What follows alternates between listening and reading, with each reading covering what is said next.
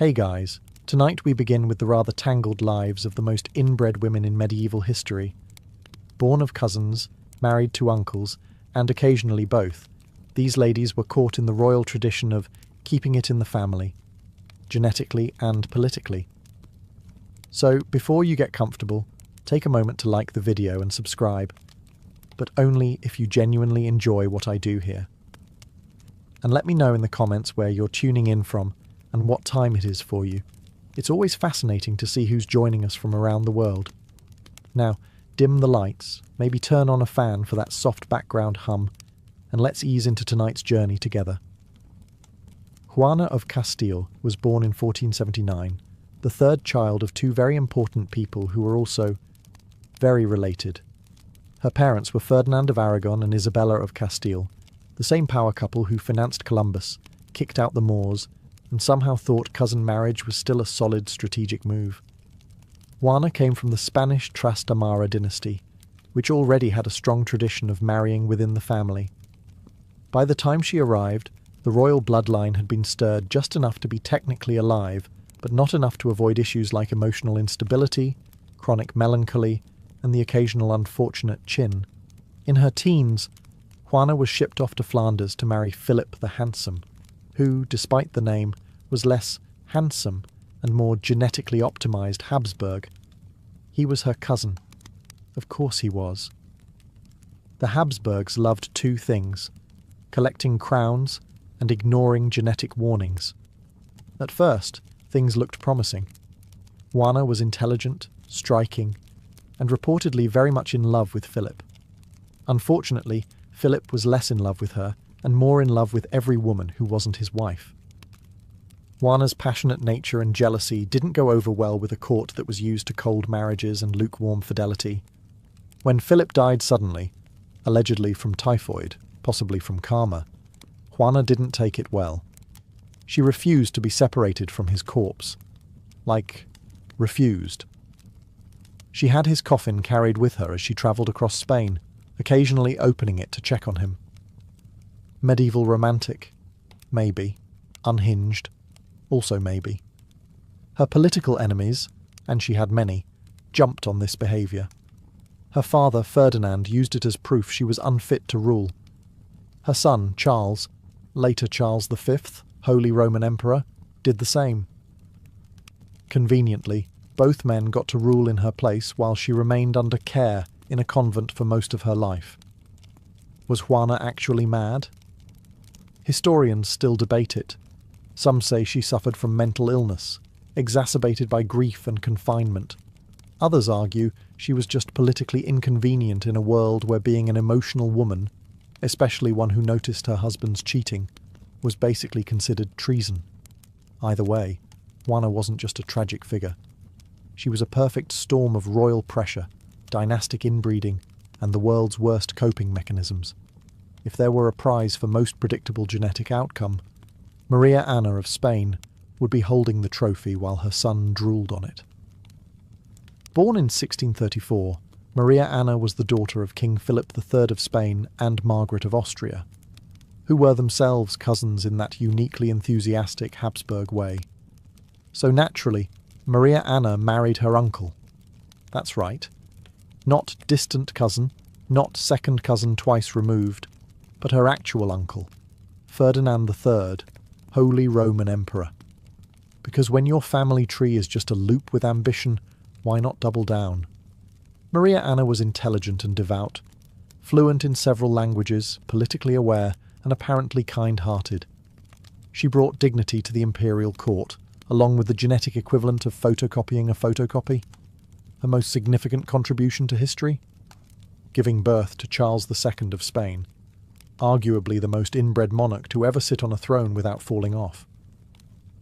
Charles inherited not just the crown, but the entire Habsburg gene backlog: an oversized jaw, a weak chin, chronic illness, infertility, and a suspected cognitive delay.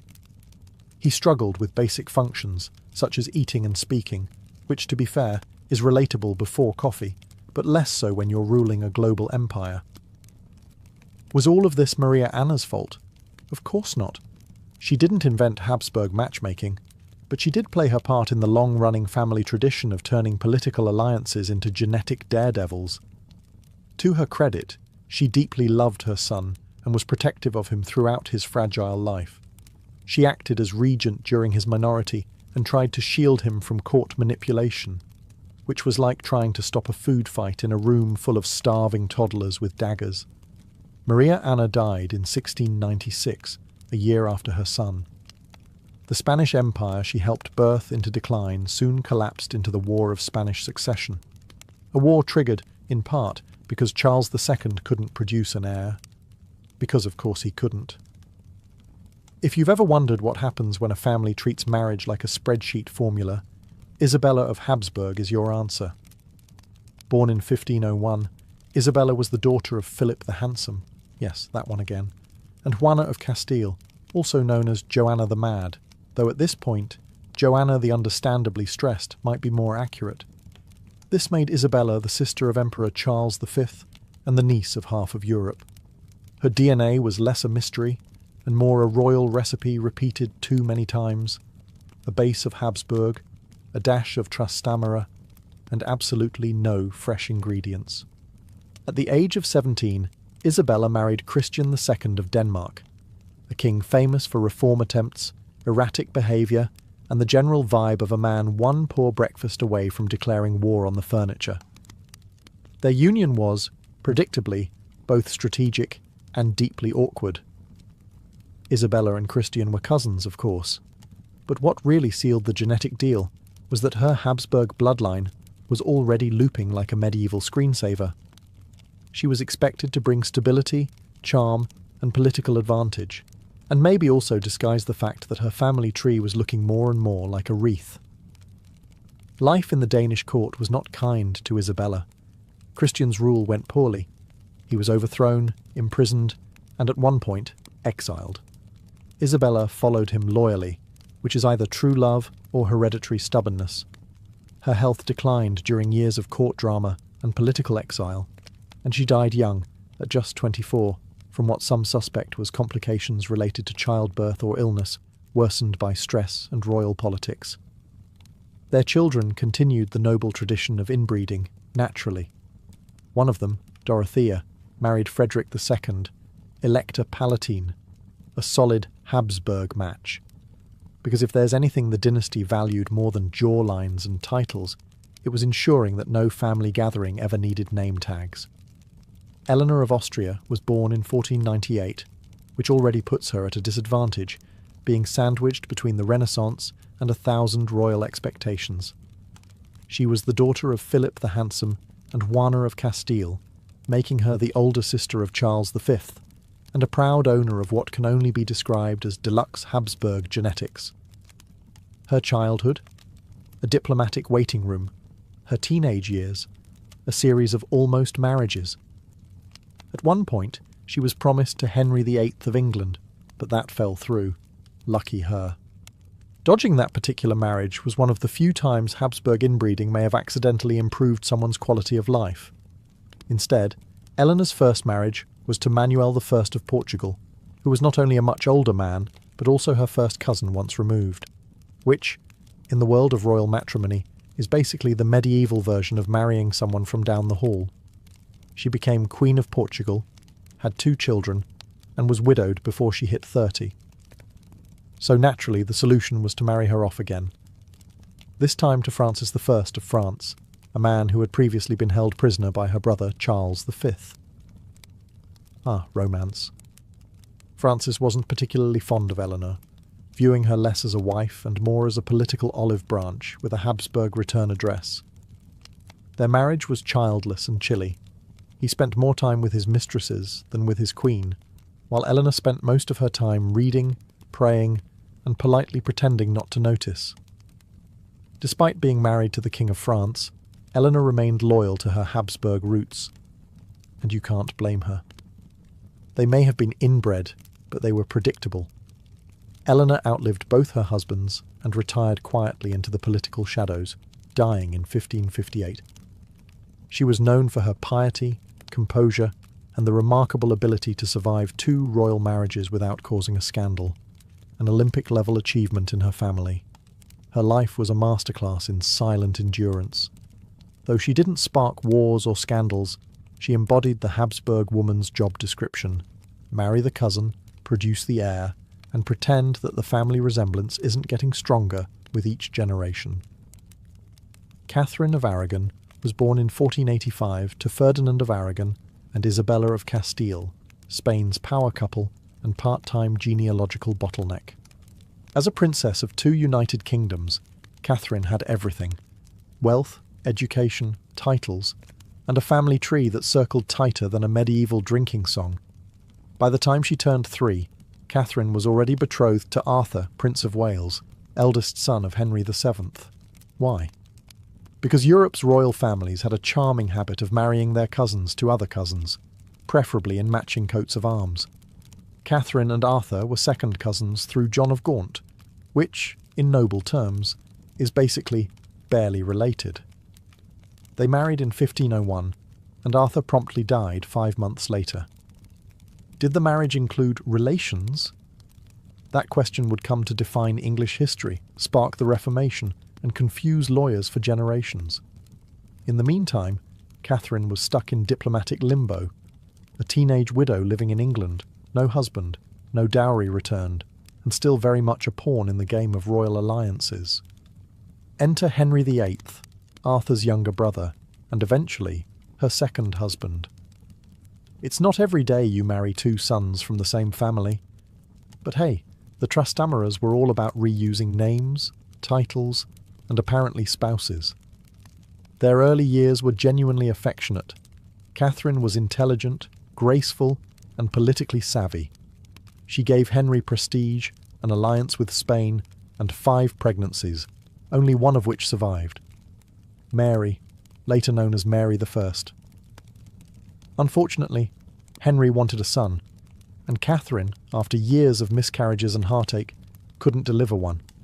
That's when things went from awkward to apocalyptic. Henry claimed their marriage was invalid because Catherine had been married to his brother. Catherine, backed by the Pope, insisted it was legitimate. Thus began the world's most dramatic annulment request, featuring theological debates, political threats, and one very determined king creating his own church just to get out of it.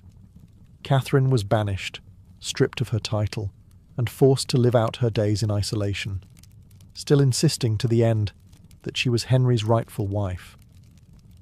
Her royal blood may have been blue, but it was also suspiciously concentrated. Her marriage helped shape English history, not through battle or diplomacy, but by reminding everyone that marrying within the family tree rarely ends quietly. Margaret of Austria was born in 1480, the only daughter of Emperor Maximilian of Austria and Mary of Burgundy. She was a Habsburg from birth, which means her family tree was essentially a circle drawn by an ambitious toddler with a crown. From the start, Margaret's life was all about strategic packaging. At age 3, she was engaged to Charles VIII of France. At age 12, she was returned like an ill-fitting wedding gift when Charles decided to marry someone else, Anne of Brittany, who came with better geography. Margaret, humiliated but composed, reportedly remarked, "I shall be revenged." And to her credit, she managed to rule half of Europe later, so fair play. Her second engagement was to Juan of Castile, son of Ferdinand and Isabella, and yes, her cousin. Naturally. The match was designed to cement Habsburg-Spanish relations and keep the gene pool as shallow as possible. Juan died shortly after their marriage, and Margaret, still under 20, was now twice rejected by royal husbands, once by choice, once by fate. She was offered other suitors, including one of Henry VII's sons, but Margaret declined. She had officially retired from the royal marriage roulette. She never remarried, dedicating her life instead to statecraft, art, and surviving her relatives, which was no small feat.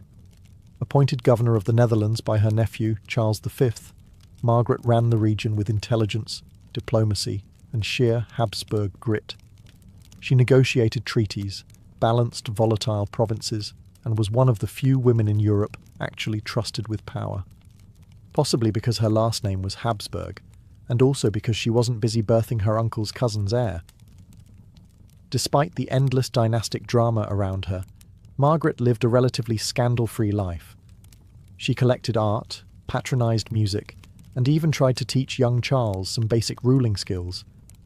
A thankless task, considering he was emperor by 19 and related to almost everyone on the planet.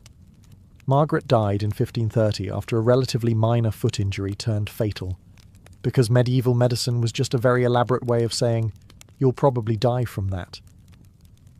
She remains one of the few Habsburg women remembered more for her policies than her pedigree, though the pedigree, naturally, was still incredibly inbred.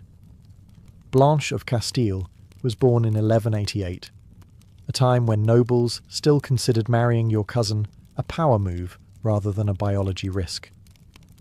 As the granddaughter of Eleanor of Aquitaine and Henry II of England, and the daughter of King Alfonso VIII of Castile and Eleanor of England, Blanche entered the world with more royal blood than hemoglobin. By the time she could walk, her family was already plotting which relative she'd marry. The winner, Louis VIII of France, her cousin. Not just third cousin twice removed at Christmas. More like, we share grandparents, should we still do this? But of course, this was medieval royalty, where if your intended didn't share a family tree branch with you, it was considered bad diplomacy. At age 12, Blanche sailed to France to marry Louis, whose father, King Philip II, allegedly said, "She is small, but she will grow." Charming. They were married in 1200, launching Blanche into a life of dynastic chess, religious fervour, and politely ignoring the fact that most of her husband's ancestors were also hers. Blanche wasn't just a ceremonial figure. When Louis became king, she became queen consort, and after his death, she became the real power behind the throne. As regent for her young son, Louis IX, later Saint Louis, she ruled France like a woman who knew exactly how unstable her extended family could be. She organised crusades, crushed rebellions, and managed to keep the kingdom intact, all while navigating barons who doubted her because she was both a woman and slightly more Castilian than they preferred. She answered with diplomacy, force, and occasionally house arrest. Genetically, Blanche represented centuries of consolidation, English, Castilian, French, all smooshed together into one determined little queen. If DNA had a warning light, hers would have been blinking furiously. She was pious, fiercely protective of her children, and absolutely not to be underestimated. Louis IX later became a saint, but Blanche was the one who kept him alive long enough to earn the title. Anne of Bohemia and Hungary was born in 1503, which, in Habsburg terms, meant she was born with half a crown and half a family reunion in her veins. Her parents were Vladislaus II of Hungary and Bohemia and Anne of Foix-Condal. And while that second Anne may sound like a breath of genetic fresh air, don't be fooled. This was still very much an arranged tangle of royal repeat relations. Anne grew up knowing she would eventually be married off, like a particularly valuable diplomatic briefcase. And sure enough, in 1521, at the ripe old age of 18, she was married to her double first cousin, Archduke Ferdinand of Austria, who would later become Ferdinand I, Holy Roman Emperor. That's right, double first cousin, meaning they shared both sets of grandparents. Basically, a mirror match. In modern terms, marrying your double first cousin would raise some eyebrows. In the Habsburg world, it raised dynastic stability, and also possibly the rate of birth defects. Priorities, right? Despite the genetic risks, the marriage was politically golden. It united the Habsburgs with the crowns of Hungary and Bohemia. It also produced 15 children. Yes, 15. Because if you're going to consolidate royal bloodlines, why not do it thoroughly? Anne herself was described as pious, kind, and dutiful, which is another way of saying she didn't complain while being used as the glue in a massive European political jigsaw puzzle.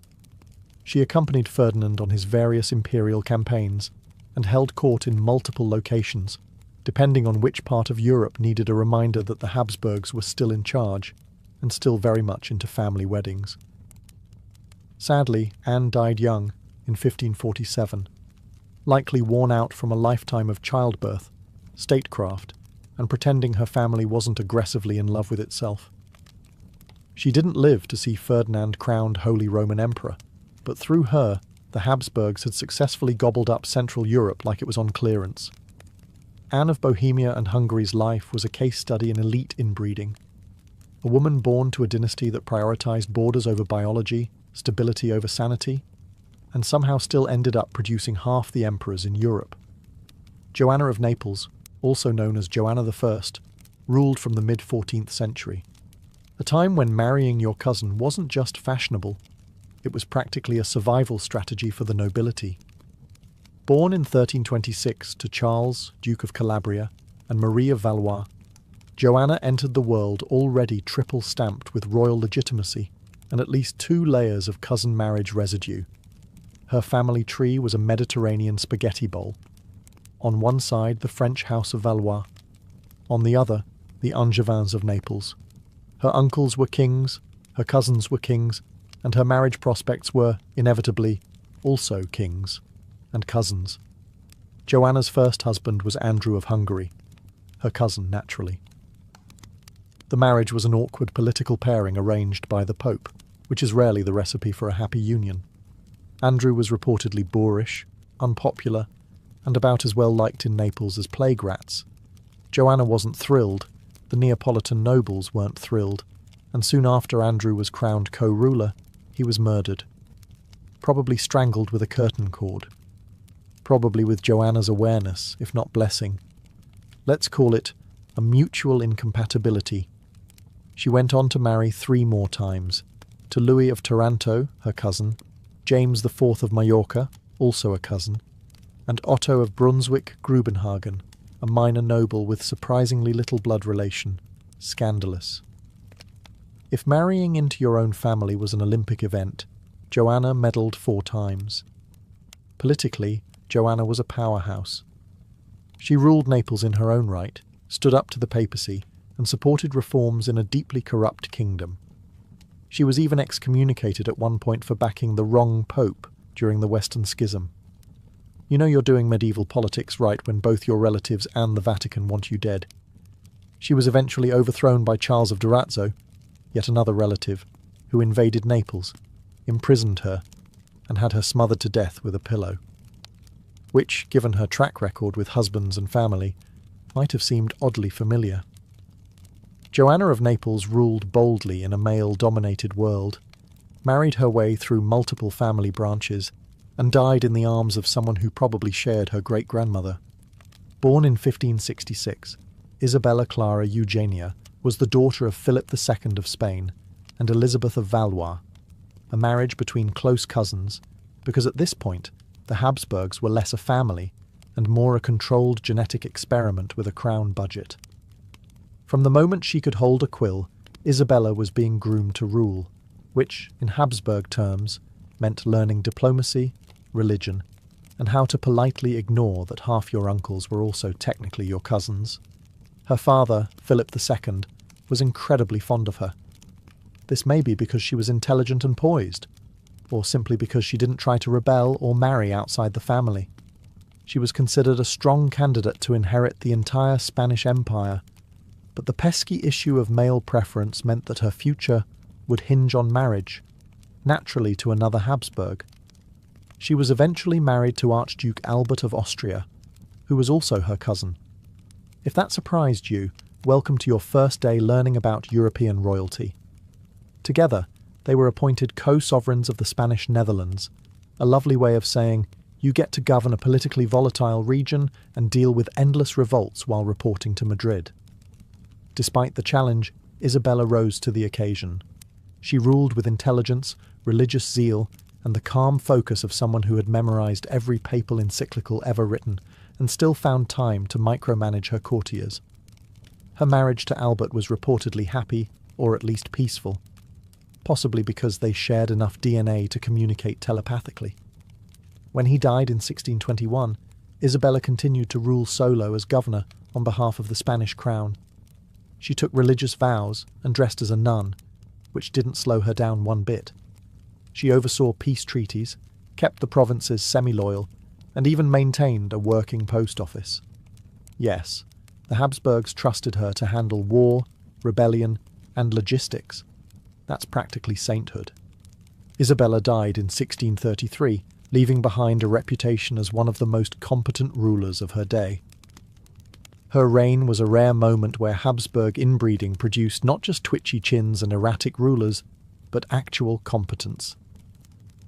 Mary of Burgundy was born in 1457, the only child of Charles the Bold, Duke of Burgundy, and Isabella of Bourbon. Her inheritance? A massive chunk of European land, a family line that prided itself on noble marriages with familiar surnames, and the expectation that she'd marry another noble with equally recycled DNA. Her father, Charles the Bold, died in battle when Mary was just 19, leaving her suddenly in charge of the richest and most politically unstable duchy in Europe. Everyone wanted a piece of Burgundy: the French, the Habsburgs, the neighbours, the cousins, especially the cousins.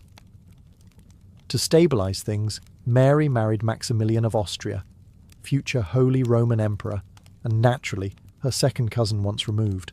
A solid match by Habsburg standards, where the dating pool was basically just the family swimming in circles.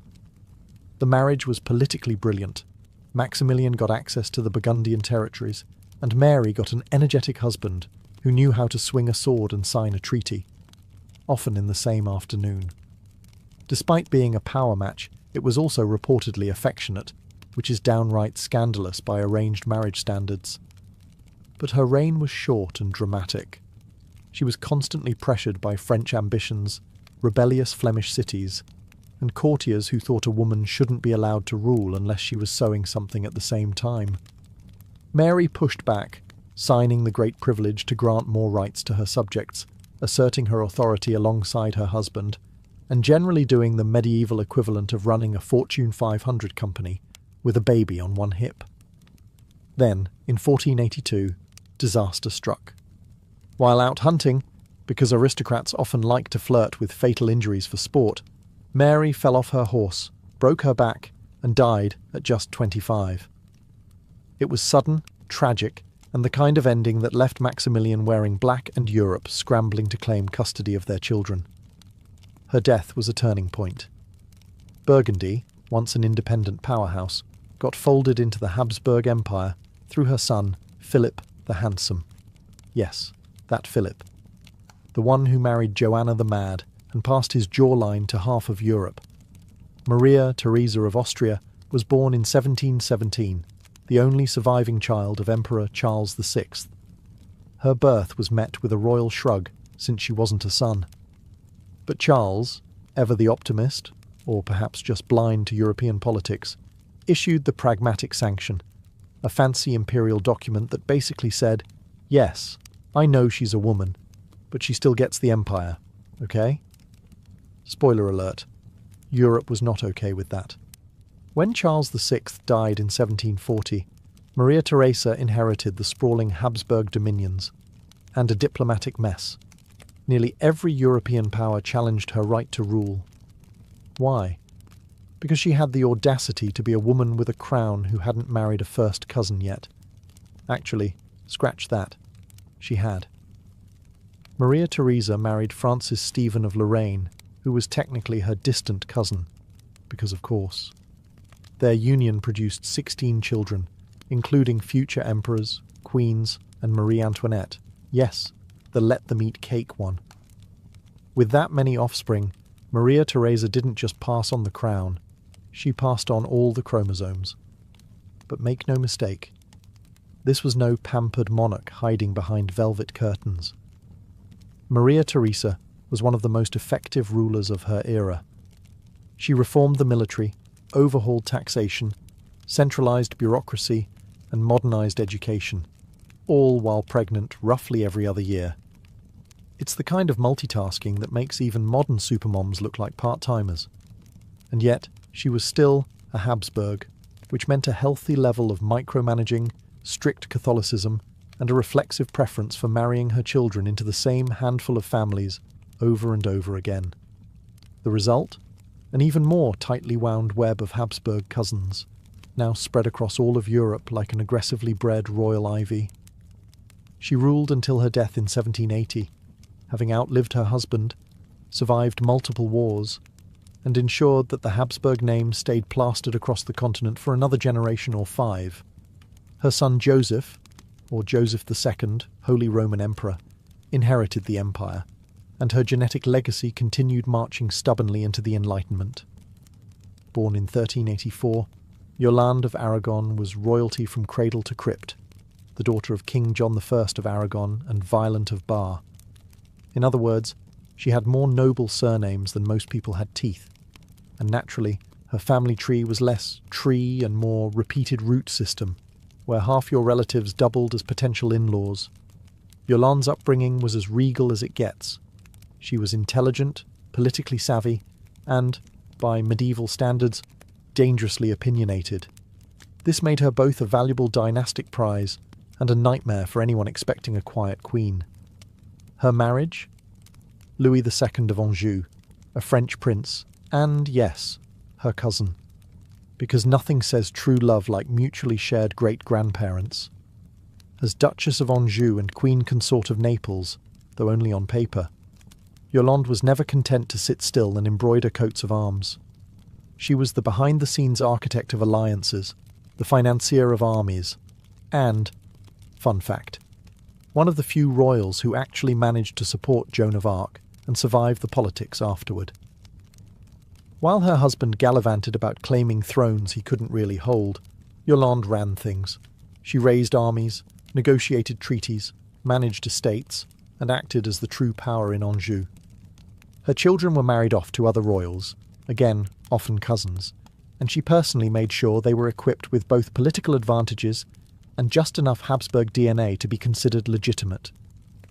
Her son René of Anjou became known as the Good, possibly because he inherited his mother's brains and only some of her family's chromosomes.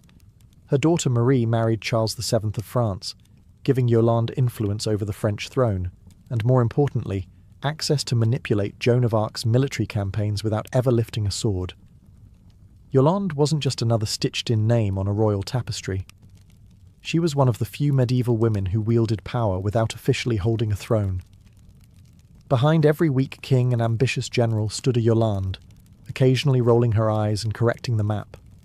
She died in 1442, having outlived enemies, husbands, and the worst of the 100 Years' War. She was inbred, yes, but also incisive, calculating, and every bit as influential as the kings she quietly outplayed. Margaret of York was born in 1446 to Richard Plantagenet, Duke of York, and Cecily Neville, two people so noble they could barely enter a room without tripping over their own heraldry. As the sister of Edward IV, Richard III, and roughly half the War of the Roses, Margaret's DNA was already programmed for intrigue, bold decisions, and close proximity courtship. So, naturally, she married Charles the Bold, Duke of Burgundy, a man known for his ambition, terrifying military obsession, and, crucially, for being yet another cousin in the pan-European gene loop. Their union in 1468 was less about romance and more about making France nervous. Margaret brought English prestige, and Charles brought, well, a remarkably pointy beard and unrelenting stubbornness. Despite the political matchmaking, their marriage was reportedly respectful, and even, dare we say, functional. Margaret fit in surprisingly well at the Burgundian court, which was less dusty medieval and more pre-Renaissance Instagram influencer, full of silks, tapestries, miniature dogs, and a dangerous obsession with embroidery. Her intelligence and diplomatic skills quickly earned her the nickname the Great Lady of the Netherlands. She played hostess to dignitaries, managed court finances, and even handled correspondence when Charles was out doing Charles things, usually starting wars he couldn't finish. After he died, predictably in battle, Margaret didn't pack up her gowns and retire. No, she doubled down. She became regent and protector of her stepdaughter Mary of Burgundy and advisor to her stepson-in-law, Maximilian of Austria. And yes, that's the Maximilian who married Mary and passed the Habsburg name into even more European branches like a particularly smug virus. Margaret didn't have children of her own, but her influence on dynastic politics was undeniable. She helped raise Philip the Handsome, the guy who married Joanna the Mad and ultimately gave the world Charles V. So if you're wondering where that dynasty's streak of self-important chin-heavy ambition started, Margaret helped raise it. She died in 1503, outliving her brothers, most of her enemies, and the fading golden age of Burgundy. She may not have added another strand to the inbred family knot, but rest assured, she tied it tighter with impeccable etiquette and just enough royal smugness to make it last. Catherine de' Medici was born in 1519 into the powerful but somewhat scandal-prone Medici family of Florence. Technically not born inbred by Habsburg standards, meaning she had at least a few non-cousins in her ancestry. Catherine soon made up for lost dynastic entanglement by marrying into the French royal family and producing a small army of genetically familiar monarchs. Her husband was Henry II of France, not her cousin by blood, but definitely a close match politically. Their marriage was strategic. Italy meets France, money meets military power, and Medici ambition meets Bourbon drama. Catherine, for her part, adapted quickly. She arrived in France with no real influence, a suspicious accent, and an awkward third wheel named Diane de Poitiers, her husband's very public mistress. Undeterred, Catherine spent a decade quietly building alliances, learning court intrigue, and collecting children. 10, to be exact. And yes, most of them would go on to marry cousins, because while Catherine wasn't born a Habsburg, she certainly learned to parent like one. When Henry died from a jousting accident, because nothing screams fragile masculinity like taking a splinter to the eye for sport, Catherine became Queen Mother, and suddenly the most powerful woman in France. Her sons, Francis II, Charles IX, and Henry III, all took turns wearing the crown, and Catherine took turns ruling behind each of them. She was deeply Catholic but politically flexible, which in 16th century France meant occasionally funding Protestant weddings and occasionally arranging for the mass murder of Protestants at said weddings. Cough. St. Bartholomew's Day Massacre. Cough. Her reputation took a hit after that one. Even for a woman who married her daughters into 3 major European dynasties, that was considered excessive. Catherine was blamed for nearly everything: the wars of religion, the court's decadence, the suspicious poisoning rate at state dinners. But she was also a patron of the arts, a brilliant strategist, and somehow managed to keep the Valois dynasty stumbling forward despite constant wars, rebellious nobles, and family dinners that probably required food tasters and a lot of wine. She died in 1589, politically spent but still plotting. Her legacy? A generation of royals who looked suspiciously similar and ruled with a blend of charm, Catholic guilt, and aggressive cousin-hugging. In ancient Greece, falling asleep wasn't just about getting rest. It was a sacred act, a bridge to the divine. And nowhere was this more literal than in the Asclepieia, dream temples dedicated to the healing god Asclepius. These weren't cozy inns or rustic shrines. They were sprawling spiritual complexes where the sick, the weary, and the hopeful came not just for treatment, but for transformation. To prepare for sleep in these sanctuaries, you didn't just climb into bed. First came ritual purification. Pilgrims had to fast for days, bathe in sacred springs, offer animal sacrifices, and often abstain from sex or even certain thoughts. The goal was to cleanse both body and spirit before attempting incubation, a spiritual sleep where healing visions might appear.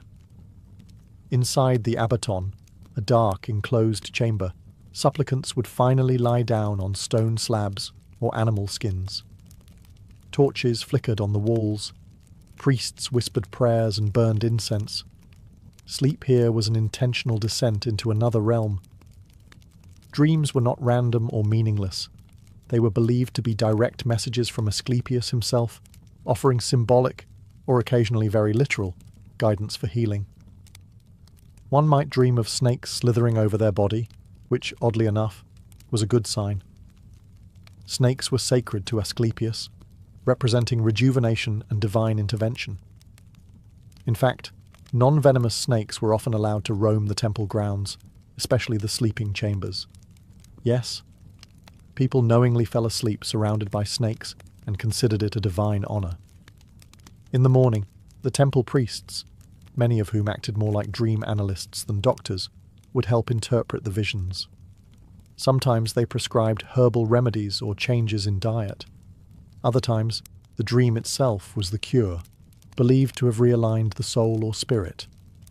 The Greek dream temples show us that sleep, for ancient people, wasn't just a biological necessity. It was a mystical voyage, a conversation with the gods. And if you were lucky, that midnight whisper from the divine might not just mend your body, it might change your fate.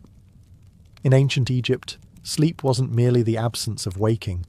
It was a miniature death, a time when the soul, or Ba, left the body and wandered through spiritual realms. To guide that journey and protect the dreamer from malevolent forces, the Egyptians developed sleep rituals that were part mysticism, part medicine, and entirely woven into their cosmic worldview. Before going to bed, many Egyptians, especially the wealthy or priestly class, followed elaborate nighttime routines. Incense played a central role. Frankincense and myrrh weren't just exotic aromas, they were sacred tools.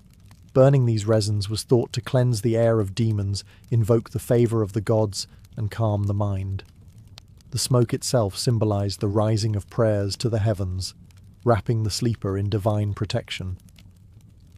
Then came chanting or prayer recitations, often spoken aloud by priests or whispered privately by individuals. These spells weren't just soothing bedtime mantras. They were active spiritual defences, invoking deities like Thoth, the god of wisdom and dreams, or Bez, a squat lion-faced dwarf god who warded off nightmares and evil spirits. Images of Bes were frequently carved onto headboards or painted on bedroom walls. His grotesque features were meant to scare off anything lurking in the shadows. The bedroom itself was prepared as a sacred space.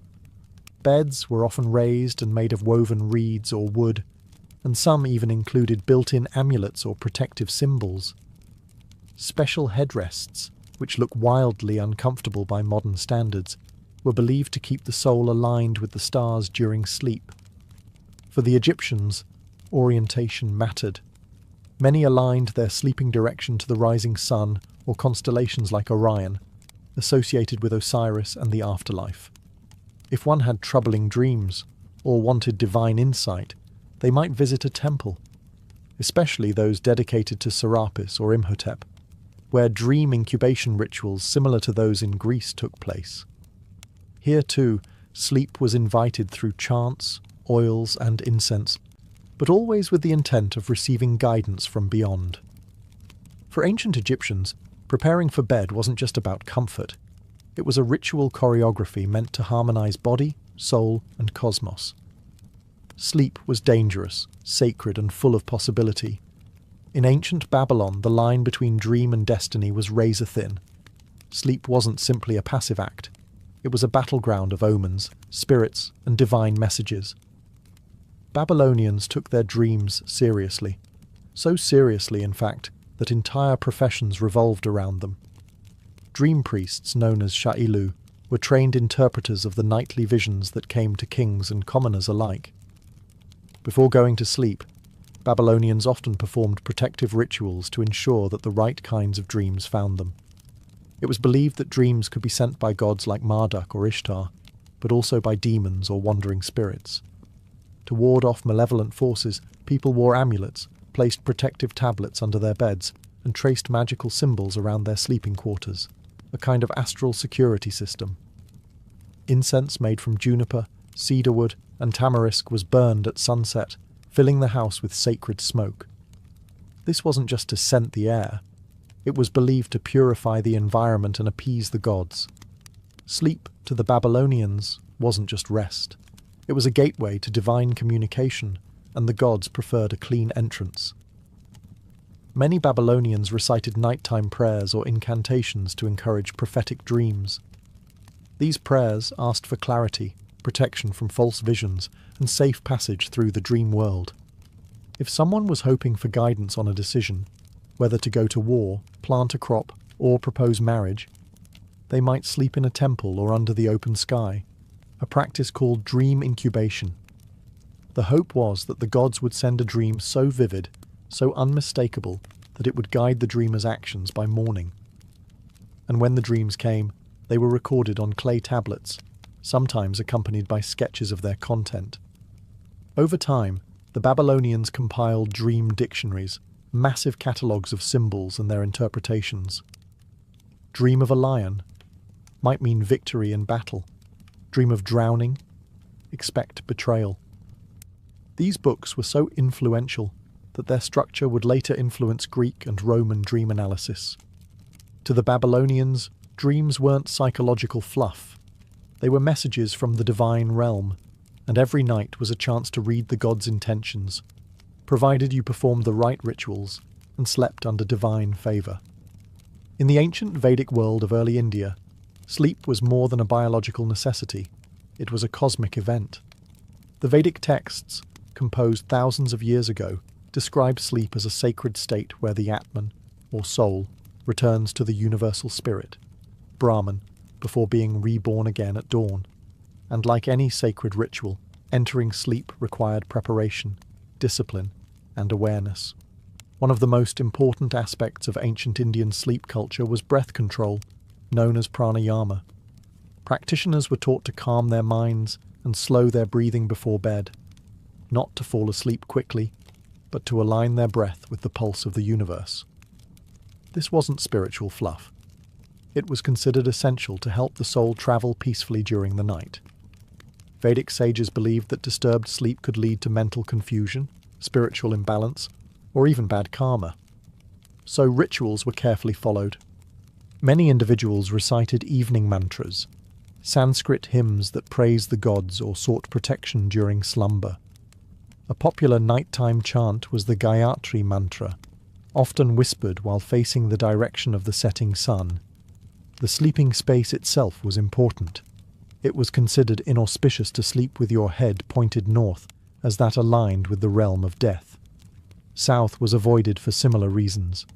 The preferred direction was east, toward knowledge, or west, toward rest. People used natural bedding made of kusa grass, cotton, or animal hides, believing certain materials could influence the soul's dreams.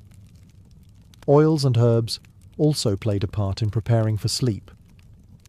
Ancient Ayurvedic texts describe the use of warm sesame oil massages before bed, known as abhyanga.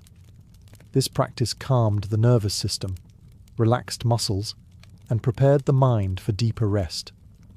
Herbal infusions made from ashwagandha, brahmi, or tulsi were consumed or burned as incense to promote lucid, insightful dreams. Dreams themselves were seen as reflections of one's inner truth, shaped by karma, desire, and purity. A disturbing dream wasn't just random. It was a signal that the soul was out of balance.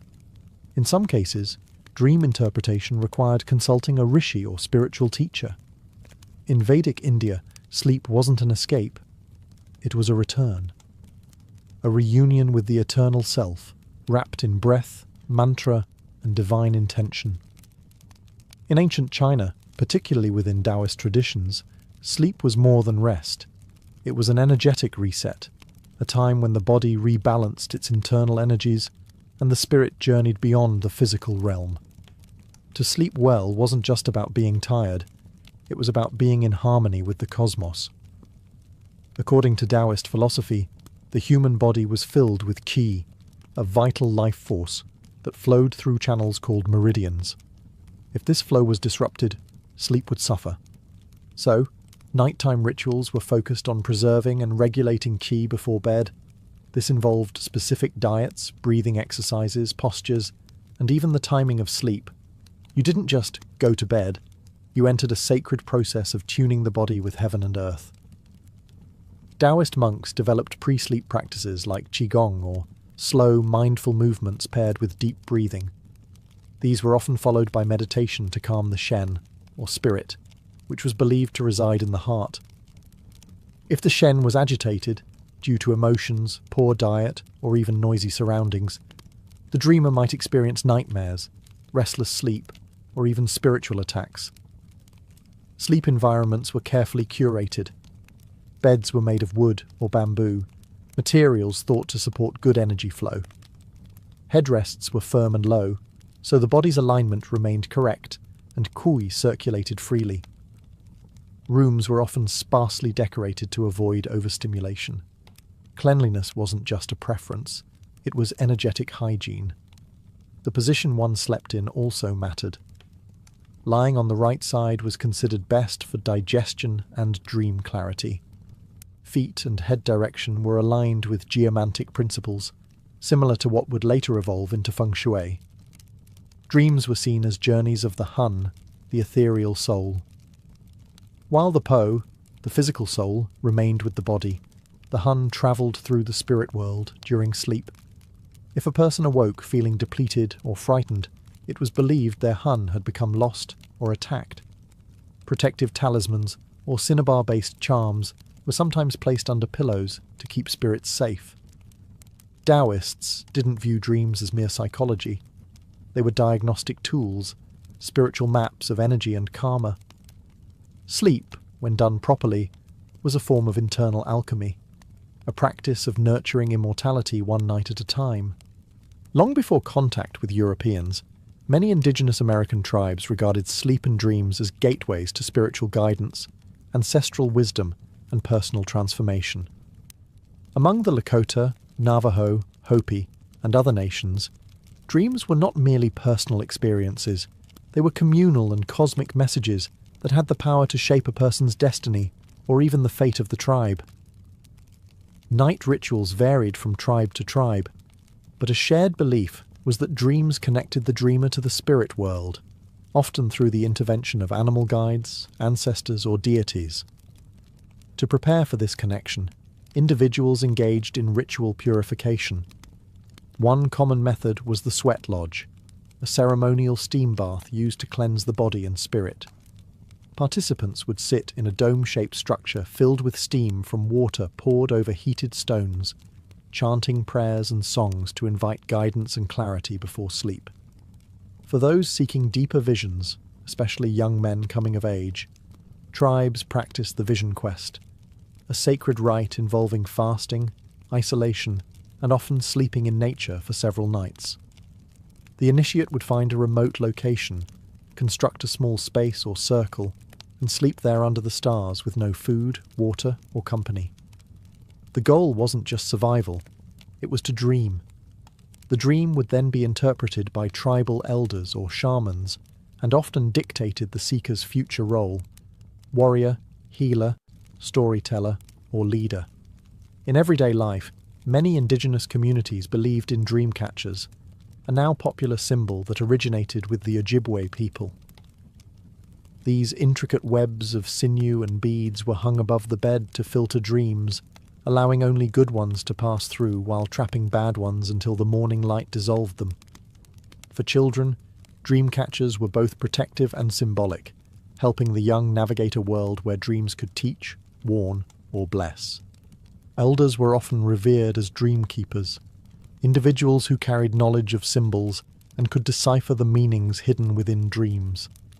A vision of a bear might signify strength, while a hawk could indicate clarity or an approaching challenge. Dreams were rarely dismissed. They were discussed around fires, woven into myths, and sometimes even used to guide tribal decisions. Among indigenous American traditions, sleep was a sacred dialogue with the unseen. Not escape, but awakening. In the cradle of civilization, ancient Mesopotamia, sleep was tightly interwoven with the divine. The Sumerians, Akkadians, and later Babylonians believed that every dream was a message, and that the night itself was ruled by powerful gods who controlled what the dreamer would see. Sleep wasn't a break from reality. It was an active state of spiritual communication, and preparing for it was almost as important as the dream itself. The Mesopotamians had a rich pantheon of deities associated with the night and dreams. Chief among them was Nanshu, the goddess of social justice, prophecy, and dreams. Her temples welcomed those seeking answers through visions, especially during sacred festivals when the veil between the worlds was believed to be thinner. Worshippers would sleep in the temple precincts in hopes of receiving guidance through what they called dream incubation. To encourage meaningful dreams, people undertook ritual cleansing before sleep. This might include bathing in sacred rivers like the Euphrates or Tigris, anointing the body with perfumed oils, and reciting invocations to Nanshi or Ea, the god of wisdom and magic. Priests often prescribed these rituals as spiritual prescriptions for dreamers seeking help with illness, personal crises, or political decisions. Inside homes, sleep chambers were modest but spiritually fortified. Small clay tablets with inscriptions or protective charms might be placed under pillows or hung near the bed. These included apotropaic spells to ward off night demons like Lamashtu, a fearsome female spirit said to harm women and children in the night. Amulets of the demon slayer Pazuzu were especially popular, positioned to guard sleepers from harm. Dream interpretation was a highly respected profession. Dream readers, or baru, compiled thick manuals, proto-dream dictionaries, based on centuries of observed symbolism. These tablets categorized dreams by content: animals, weather, food, celestial events, and even the emotions felt during the dream. A lion might predict royal favor. A collapsing house might mean impending disaster. The Mesopotamians were early masters of structured oneiromancy, or divination through dreams. Sleep in ancient Mesopotamia was never passive. It was a ritual, a risk, and a revelation. Entering the world of dreams meant entering the jurisdiction of the gods, and you'd better be prepared with your prayers, your oil, and your protective charms. Among the ancient Celtic peoples, from the misty highlands of Scotland to the oak groves of Gaul, dreams were seen as portals to the otherworld, a mystical plane inhabited by spirits, fae, ancestors, and deities. While the Celts left behind fewer written records than some ancient cultures, oral traditions and later Roman accounts reveal that sleep rituals, especially among the Druids, were rich with symbolism, mystery, and sacred intent. The Druids, spiritual leaders and scholars of Celtic society, believed that during sleep the soul could cross into the otherworld, a place not of the dead, but of deeper truth. This world existed in parallel with the human realm, and dreams were one of the rare bridges between the two. To access it properly, the body and spirit had to be primed. Night rituals often began with purification using herbs. Mugwort, vervain, and yarrow, plants still associated with dreams and visions today, were burned or placed under pillows to enhance dream clarity. The smoke from these herbs was believed to thin the veil between worlds. Some even brewed them into teas or potions before bed, consumed with whispered prayers to the fair folk or ancestral spirits. Sleep spaces were deliberately chosen for geomantic alignment. Certain hills, stone circles, or sacred groves were believed to be points of energetic convergence, places where dreams could be more potent or the spirits more accessible. During certain festivals, especially Samhain, the Celtic New Year and ancestor celebration, people would sleep in these areas to receive visions from their departed loved ones, or messages from gods like Brigid or the Dagda. Some warriors and leaders reportedly sought prophetic dreams before battle, sleeping alone in caves or forests after intense fasting and chanting. These dreams were believed to carry omens about victory or doom, and were treated with immense seriousness. Symbols from dreams, like animals, colours, or landscapes, were brought to the Fili, Celtic poets and seers, who interpreted them in verse. A white stag might mean transformation. A dream of drowning in a forest might point to betrayal. Dreams were woven into Celtic mythology, shaping both personal destinies and communal stories. In the Celtic world, the night wasn't silent. It pulsed with whispers from beyond, carried into the dreams of those brave or pure enough to listen. In ancient Japan, the line between sleep, magic, and the unseen was carefully navigated through a spiritual system known as onmyodo, the way of yin and yang. Rooted in a blend of Taoist cosmology, Shinto spirituality, and Buddhist elements, onmyodo offered both elite courtiers and commoners tools to protect the soul during slumber and to harness the messages embedded in dreams. Central to onmyodo was the belief that the night was a time when the yin forces, dark, hidden, and often chaotic, were strongest. Sleep made a person vulnerable to possession by malevolent spirits known as yokai or yurei, and to being influenced by bad kimon, or directional energy. To combat this, practitioners used a variety of pre-sleep rituals that combined spiritual defense and purification.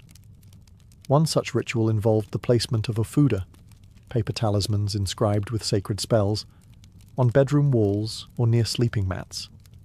These charms were often blessed by an onmyoji, a specialist trained in astrology, divination, and exorcism.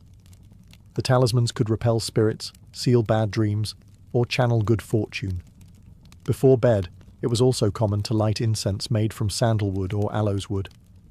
The scent was believed to please guardian spirits and create a purifying barrier. In noble households, ritual chanting or silent recitation of Buddhist sutras might be performed to calm the mind and invite peaceful sleep.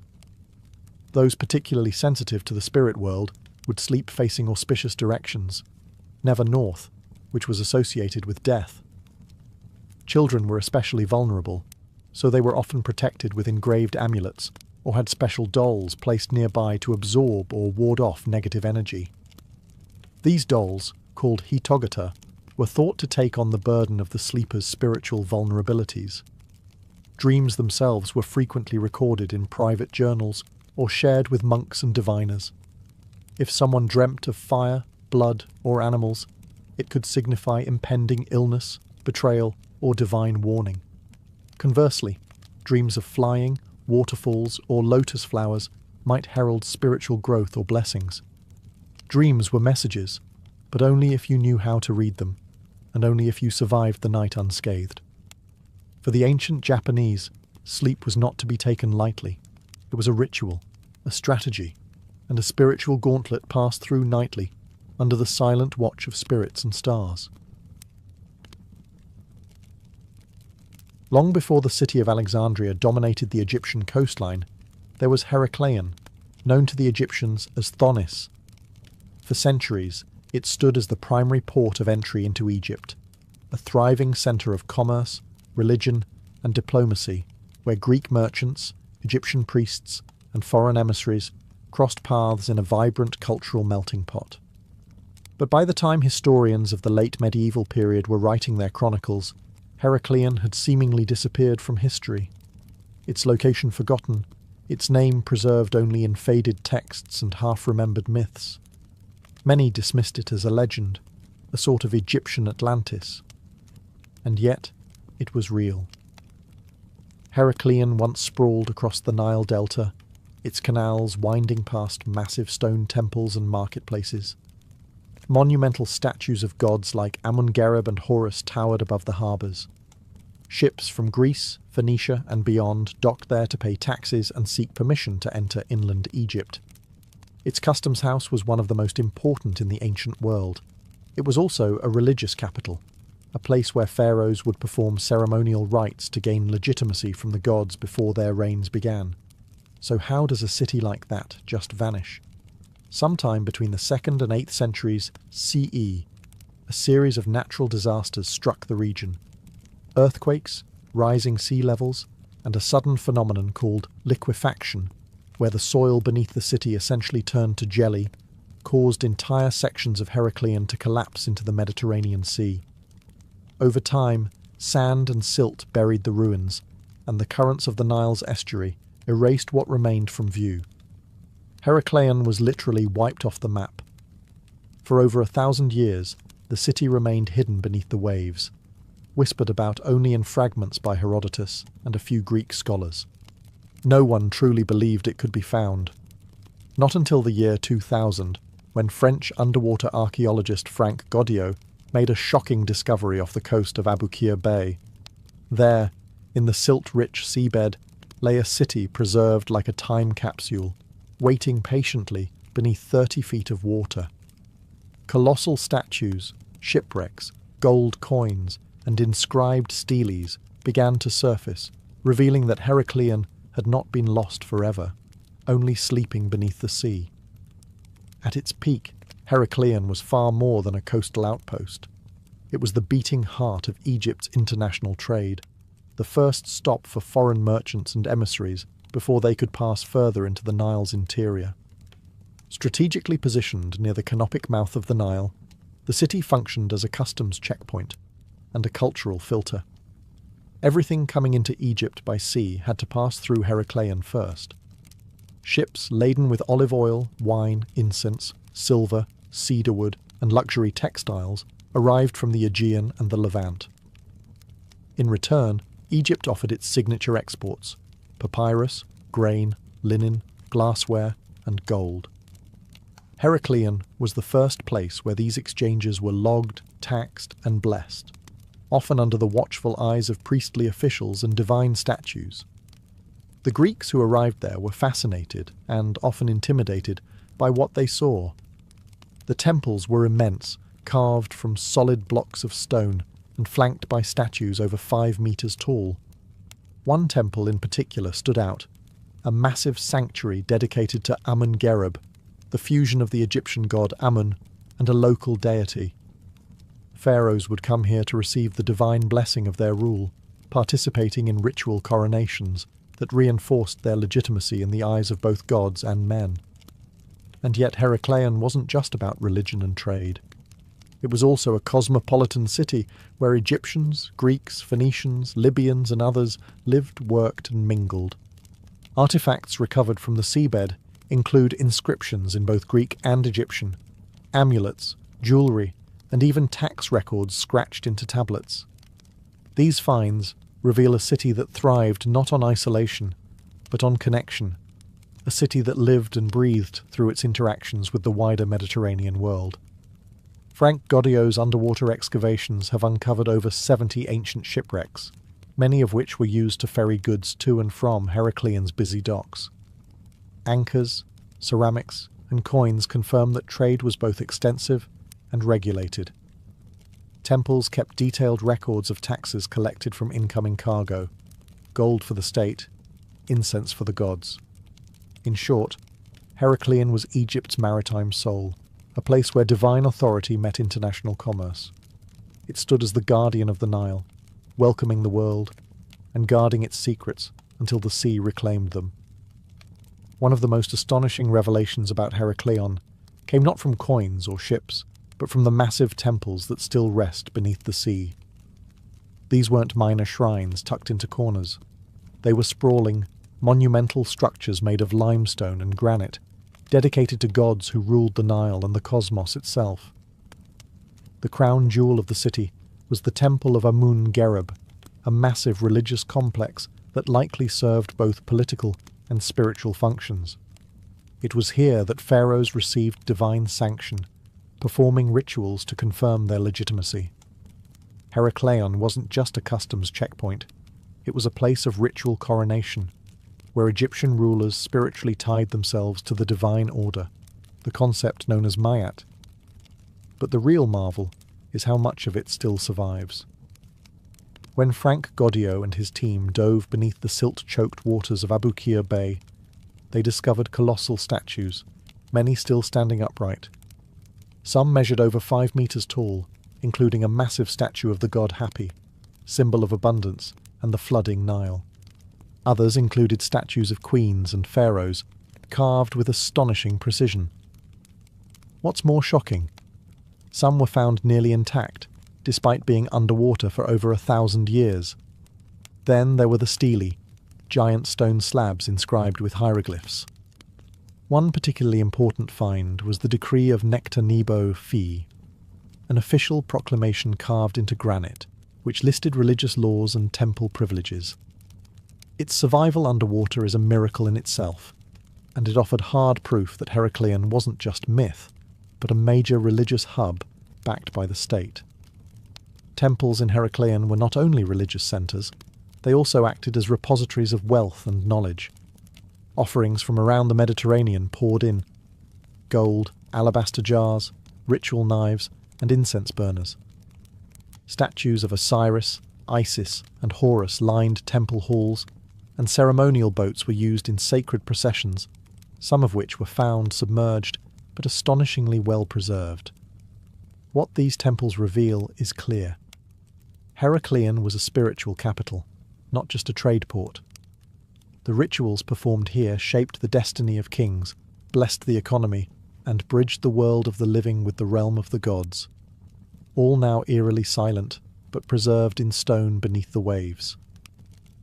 For over 1,000 years, Heracleion was lost, buried beneath layers of sediment, forgotten by maps, and dismissed by many as myth.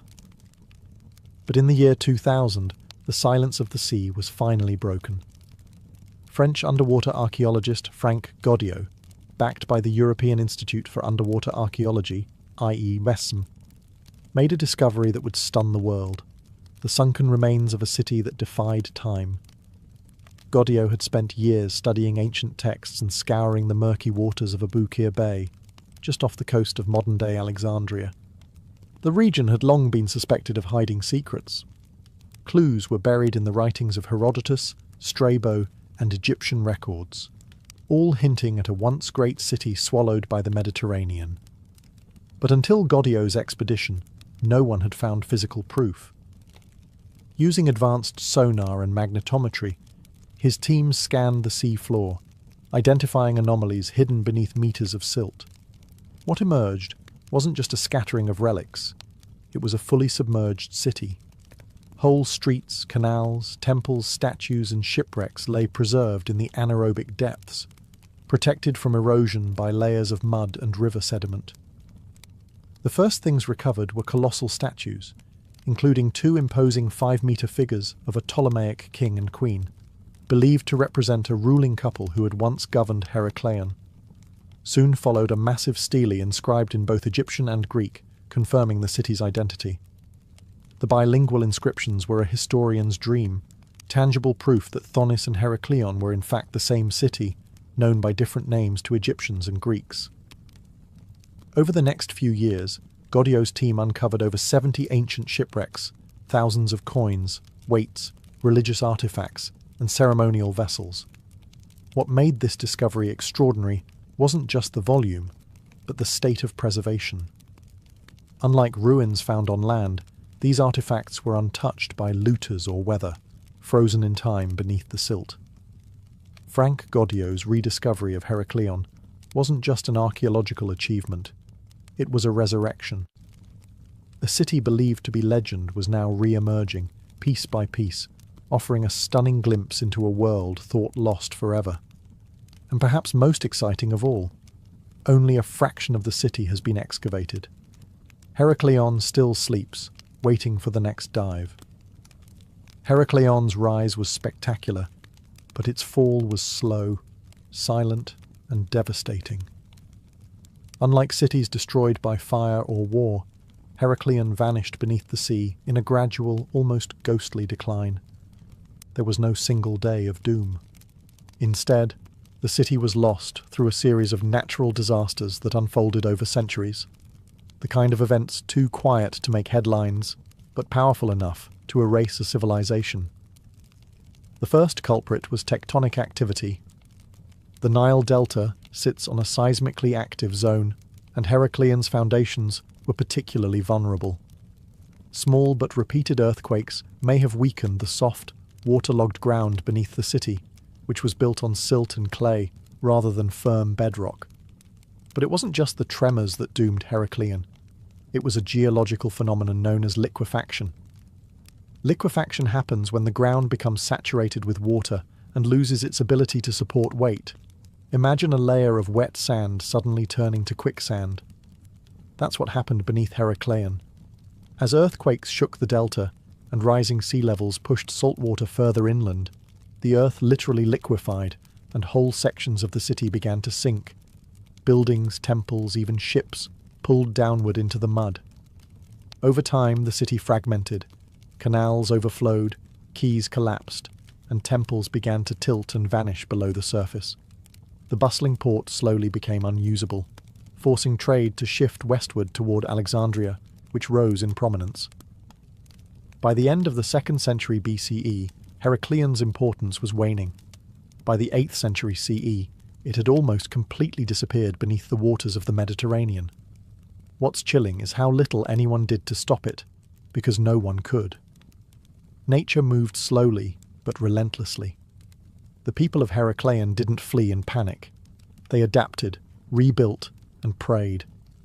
And then one day, it was simply gone. Boats still sailed over its submerged ruins. Fishermen cast their nets where stone gods once stood. The memory of the city faded, until even its name became legend. Today, Heracleion's sinking is a stark reminder. Even the greatest cities can be undone, not by enemies, but by the quiet, steady hand of nature. Heracleion may have vanished beneath the sea, but the artifacts recovered from its ruins paint a vivid picture of what daily life might have looked like in this once thriving Egyptian port. Far from being a purely ceremonial or political centre, Heracleion was a lived-in city, bustling with markets, temples, courtyards and shipyards, a place where people worshipped, traded, argued and dreamed.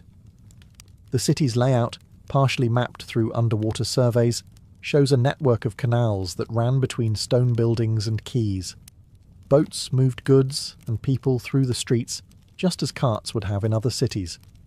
Heracleion was often referred to as the Venice of Egypt, though it predates Venice by well over 1,000 years. The architecture blended traditional Egyptian forms, pylons, obelisks, and temple courts, with Hellenistic influences brought in by Greek settlers. The people who lived here were a diverse mix: Egyptians, Greeks, Phoenicians, Libyans, and other seafaring merchants. Excavated artifacts include Greek amphorae, Egyptian scarabs, and gold coins stamped with various rulers' faces. This melting pot of cultures meant that multiple languages were spoken, multiple gods were worshipped, and multiple traditions coexisted, often within the same household. Religion was central to everyday life. Morning offerings to deities like Amun, Isis, and Osiris were as routine as breakfast. Temples weren't just for ceremony. They acted as economic engines, employing artisans, scribes, and priests. They stored wealth, administered law, and even recorded taxes. One stele recovered from the site reveals detailed temple protocols, including the taxation of imported goods, proving that religious life and trade were inseparably linked. Food came from both land and sea. Fish and shellfish were abundant, thanks to the Nile Delta's brackish waters, while inland farms supplied grains, figs, and beer. Markets near the quays would have been noisy, colourful places filled with spices, textiles, and stories from faraway lands. And of course there was entertainment. Statues and inscriptions suggest the presence of music, dance, and festivals, especially those honouring Osiris, which included ritual boat processions and dramatic performances. Heracleion was not just functional. It was alive. In the end, Heracleion wasn't just a port or a holy site. It was a home. Its people lived ordinary lives beneath the shadows of colossal gods, unaware that their world would someday become legend, entombed in water. As Heracleion's fortunes began to decline, a new city was rising just a short sail down the coast: Alexandria, founded by Alexander the Great in 331 BCE. In many ways, Alexandria didn't just succeed Heracleion, it supplanted it, becoming the jewel of the Mediterranean and the new beating heart of Egypt's maritime and intellectual life. But the relationship between the two cities wasn't purely competitive. It was part of a larger transformation in Egypt's political and cultural identity. At the time of Heracleion's prominence, Egypt was still ruled by native dynasties, and the city's importance was rooted in traditional Egyptian religion and its strategic location near the Nile Delta's entry point. Heracleion was where foreign ships were inspected, taxes were collected, and divine rituals legitimized kingship. But when the Ptolemies, the Greek rulers who succeeded Alexander, took power, they shifted focus dramatically toward Greek customs, urban planning, and administration. Alexandria, with its grand library, massive lighthouse, and sweeping harbours, was built to impress and centralise power. The Ptolemies channeled trade through their new city, bypassing Heracleion in favour of a fresh Hellenistic capital. They imported Greek architecture, philosophy, and governance, and made Alexandria not just a trade hub, but a centre of science, art, and politics. But for a time, the two cities coexisted. Religious ceremonies were still held in Heracleion, and temples remained operational. However, the balance was shifting. Administrative control moved to Alexandria, as did the elite classes and international attention. Heracleion slowly became a shadow of its former self, still holy, still respected, but no longer essential. Then came the environmental blows, the liquefaction of the ground, the rising sea levels, and the eventual submergence of Heracleion. As the city disappeared beneath the waves, Alexandria rose untouched, its coastal position more stable and better fortified. It inherited the legacy and the traffic that Heracleion once enjoyed. Today, the ruins of both cities tell two sides of the same story. One lies buried beneath the sea, its stones wrapped in silence. The other still buzzes with life, though much of its ancient grandeur has faded. But without Heracleion, there would be no Alexandria.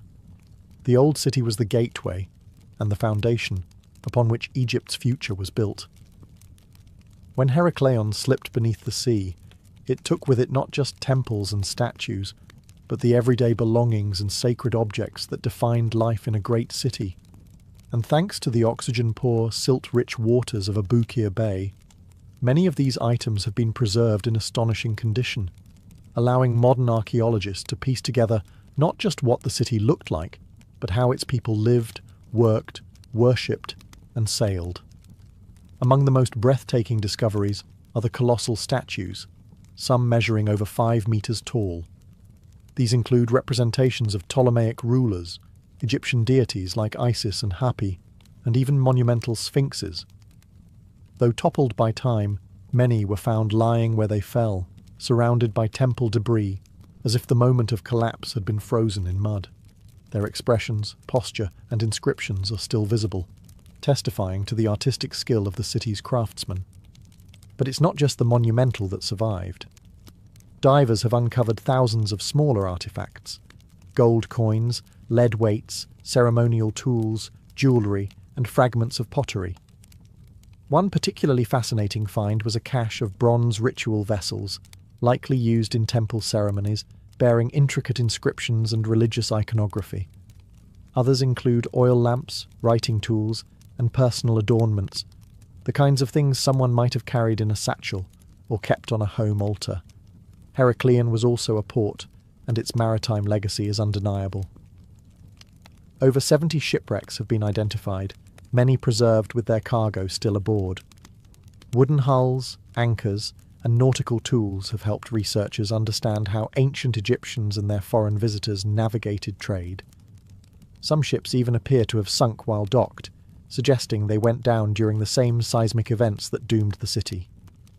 Perhaps most mysterious are the stelae and bilingual inscriptions written in both ancient Egyptian and Greek.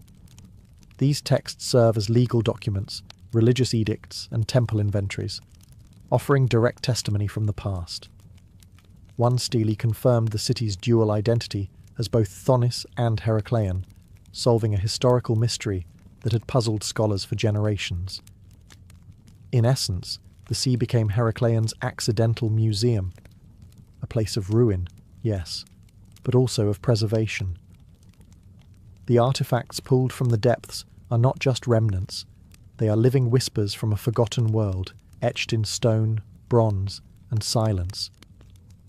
Heracleion may be underwater, but its story is far from buried. In fact, the city's rediscovery has sparked a renaissance in how we understand ancient Egypt's relationship with the sea, with foreign cultures, and with the divine. What was once dismissed as a myth, a name whispered by Herodotus, half believed by scholars, is now a powerful reminder that history still holds secrets waiting to rise from the deep. In many ways, Heracleion challenges the traditional image of Egypt as a desert civilization locked along the Nile. This was a maritime city, cosmopolitan and open to the world.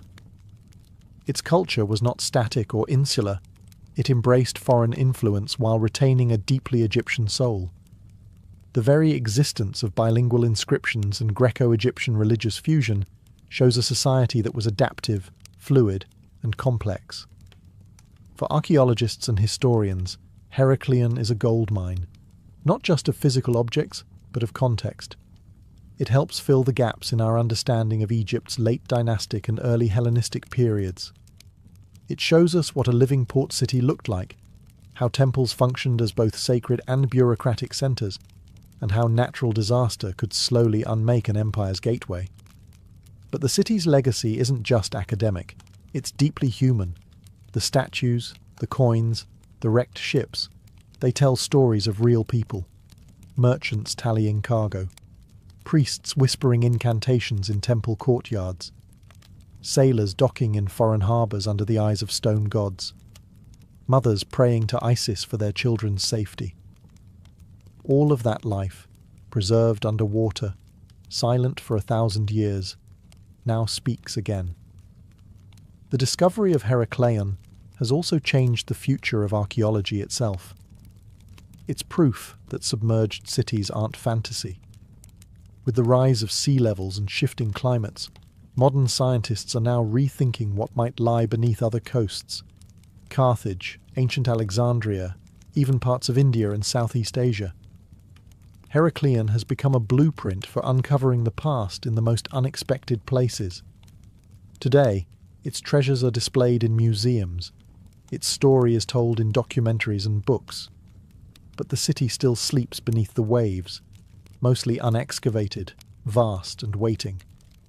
Heracleion is no longer lost, but it remains a mystery, a ghost city between worlds, whispering across time from a sunken age of gods, trade, and vanished empires. Long before modern dentistry and fluoride toothpaste, ancient humans already understood a painful truth. Toothaches suck, and they didn't just suffer through them, they actually tried to treat them. In fact, some of the earliest evidence of dental care goes back nearly 9,000 years, showing that early humans were far more medically inventive than we tend to assume. In the Mehrgarh region of present-day Pakistan, archaeologists uncovered human remains dating back to around 7,000 BCE. What they found stunned the scientific community. Several skulls with teeth that had been drilled using flint tools. These weren't accidental marks or signs of trauma. They were precise, intentional holes, carefully bored into molars. The teeth belonged to adult individuals, meaning they survived the drilling process. And if that sounds painful, it probably was. There's no evidence of anesthetic. Just grit, sharp stones, and a willingness to endure agony in the name of relief. These drills were likely powered by bowstrings, using a technique similar to fire starting, back and forth spinning, that allowed the flint bit to grind into enamel. It's the earliest known form of dentistry, predating Egyptian civilization by millennia. Why did they do it? Theories suggest it was to remove decayed material, relieve pressure from abscesses, or possibly even for ritual reasons. In some cases, the teeth showed signs of bitumen or resin, which might have been used to seal the cavity afterward, a very crude form of filling. This wasn't an isolated case. In other prehistoric cultures, teeth were filed, pulled, and even stained. Among some African and Indonesian groups, tooth modification was common, not always for medical reasons, but as a form of social identity or spiritual protection. Still, the fact remains. Humans understood the importance of their teeth and weren't afraid to go DIY when decay set in. Even in these early eras, dental problems were more than just annoying. They could be deadly. An untreated abscess could lead to infection, fever, and even death, which explains why, in a world without antibiotics, drilling out the rot, no matter how crude the method, may have saved lives. So, while they lacked porcelain crowns and Novocaine, prehistoric people weren't clueless. They faced dental pain with stone tools, raw courage, and shocking precision, setting the stage for everything that came next. When it comes to ancient medicine, Egypt often steals the spotlight, and dentistry was no exception. The Egyptians didn't just acknowledge tooth problems, they created an entire medical field around it. In fact, the world's first known dentist was an Egyptian named Hesi-Ra, who lived around 2600 BCE during the reign of Pharaoh Djoser.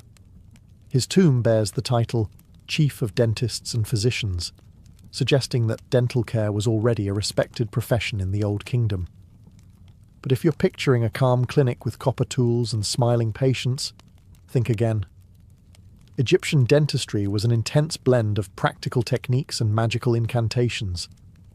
The famous Ebers Papyrus, a 3,500-year-old medical text, includes remedies for toothaches, infections, and gum disease.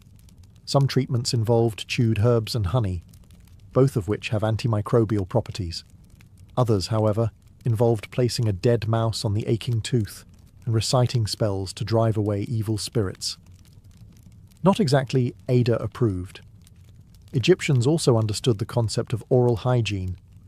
They used twig toothbrushes, chewed on aromatic sticks to freshen breath, and even made rudimentary toothpaste from crushed eggshells, ox hooves, pumice, and myrrh. It was gritty, abrasive, and not particularly minty, but it worked.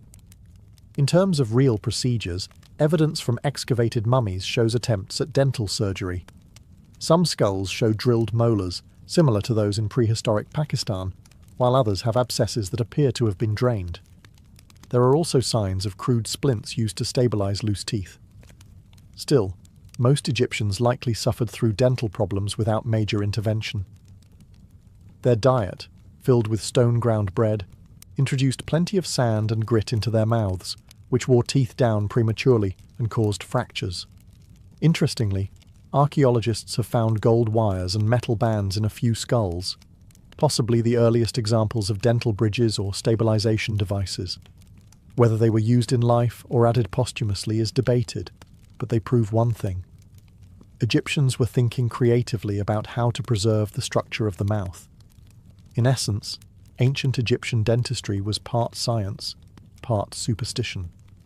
They understood infection, practiced hygiene, and experimented with surgical tools, all while invoking gods like Sekhmet and Thoth for help. They may not have had anesthetic, but they had ambition, and that made all the difference. While the Egyptians were mixing myrrh and ox hooves into gritty toothpaste, the Etruscans of ancient Italy were pioneering something far more glamorous: dental prosthetics. Long before the Romans dominated the Mediterranean, these highly skilled artisans were crafting what could be considered the first dental bridges, elegant, functional solutions to missing teeth that would influence dentistry for centuries. Dating back to around 700 BCE, Etruscan burial sites have revealed skulls fitted with gold bands and wire ligatures holding replacement teeth in place. These weren't just functional fixes, they were status symbols. In many cases, the replacement teeth were not artificial at all. They were real human or animal teeth, sometimes from oxen, fitted neatly alongside the living teeth using loops of fine gold. It was delicate, precise, and quite possibly painful. But it worked. The Etruscans were known for their metallurgical skill, and that extended to dentistry. The gold bands used in their bridges were soft enough to manipulate, yet strong enough to hold teeth securely in place. These were not quick fixes for commoners. Rather, they were custom dental work for the elite, likely performed by skilled metalworkers or physicians associated with religious or noble households. What's remarkable is how aesthetic their dental solutions were. These bridges weren't just functional. They were crafted to restore facial symmetry and preserve appearance. The Etruscans understood, long before modern cosmetic dentistry, that missing teeth altered not just chewing, but the entire shape of the face. In a society where appearance and status were deeply intertwined, this mattered a great deal. There's no direct evidence that they performed extractions or surgeries, but the presence of dental appliances suggests that oral health was actively managed, and not purely for medical reasons. Like their elaborate tombs and intricate jewellery, Etruscan dental work reveals a people deeply invested in presentation, legacy and dignity, even in death.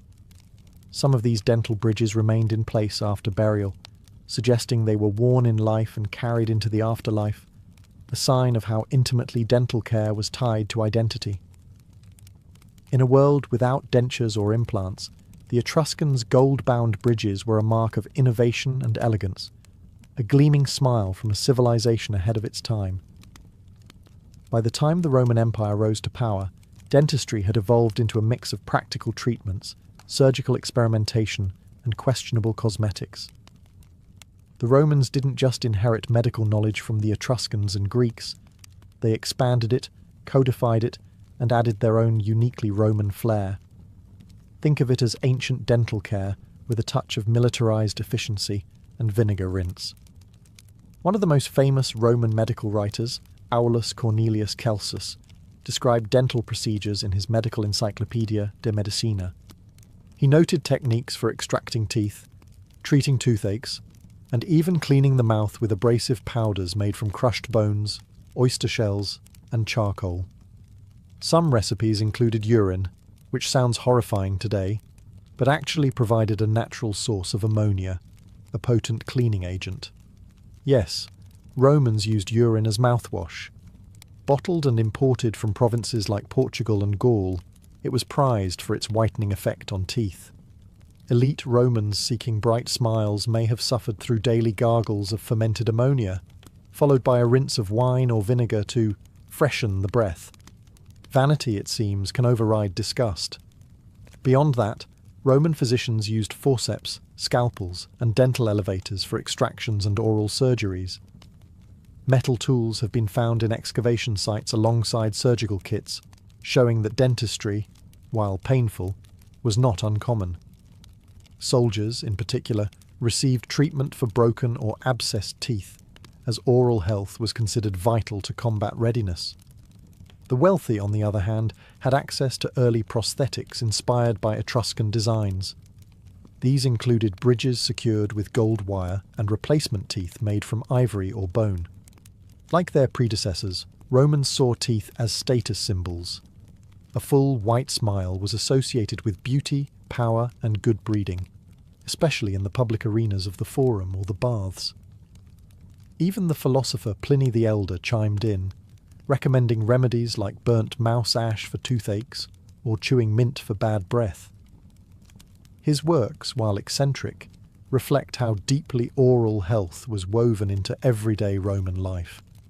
In the end, Roman dentistry was as advanced as it was brutal. Painful, certainly. Effective, occasionally. But for an empire obsessed with control, hygiene, and appearance, taking care of one's teeth was a Roman duty, no matter how strange the methods. While ancient Mediterranean civilizations were using gold wire and crushed bones to clean their teeth, the Maya of Mesoamerica were turning dentistry into a literal art form. For the Maya, dental modification wasn't just about health. It was about status, identity, and spiritual symbolism. They didn't just fix teeth. They adorned them, carved them, and embedded them with precious stones, all without modern anesthesia. Archaeological findings from sites in present-day Mexico, Guatemala, and Honduras have revealed skulls with intricate dental work dating back over 1,000 years. Many Mayan elites had inlays of jade, turquoise, hematite, or obsidian fitted into their front teeth, not after death, but while they were alive. The inlays were carefully set into small, perfectly drilled holes in the enamel, using primitive rotary tools tipped with obsidian or other sharp stones. It's believed they used water, powdered quartz, or even plant resins as lubricants and adhesives to keep the gems in place. The precision of these modifications is astounding. The drilled holes are so symmetrical and clean that researchers believe the Maya had a deep understanding of dental anatomy, even if they didn't frame it in medical terms. And remarkably, there's minimal evidence of nerve damage or infection, suggesting these procedures were not only common but successfully executed. But why did they do it?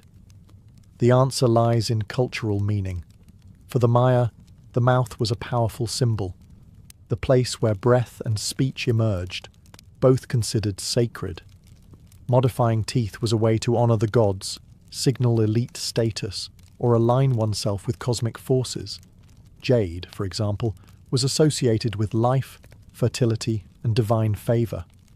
A ruler with jade-inlaid teeth wasn't just showing off, they were embodying sacred authority.